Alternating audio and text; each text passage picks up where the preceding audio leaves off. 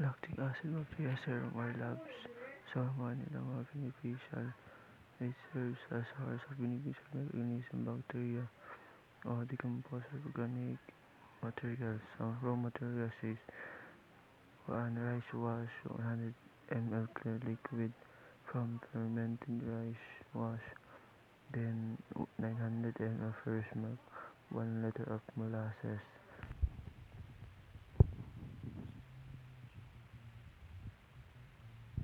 Raw materials man siya.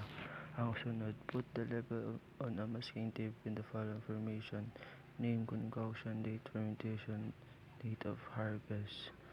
So, ang kanus-ani mo siya or unsay name sa concoction, ibutan nimo sa masking tape sa date fermentation o kung saan nimo siya gibuhat. Then, ang date of harvest o kung saan nimo siya harveston. Tapos, ibutan nimo sa ibabaw sa laman paper. Tapos ibutan mo sa ibabaw sa mala paper. Tapos mabutan mo siya tanan.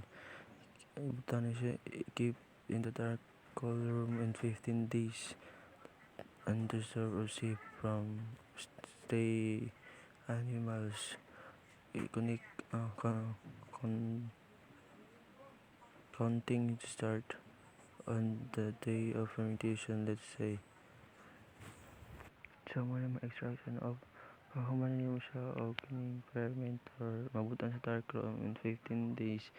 So extract the filter and the liquid using the nylon screen and keep it plastic container. Do not close the cup tightly. Closing the cup approximately one complete twist. Hamon siya mga note.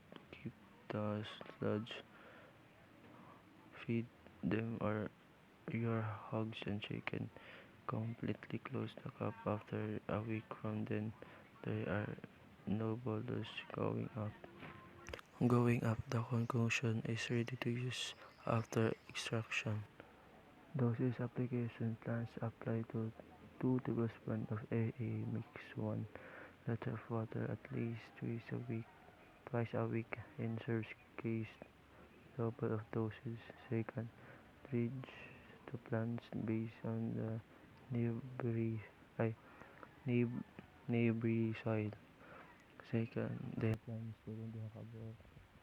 Ano mo sa mix 2 tablespoons of AA. AA to 1 liter of water of dosage of water supply at least twice a week or are desired. Thank you for watching everyone. See you for listening my video.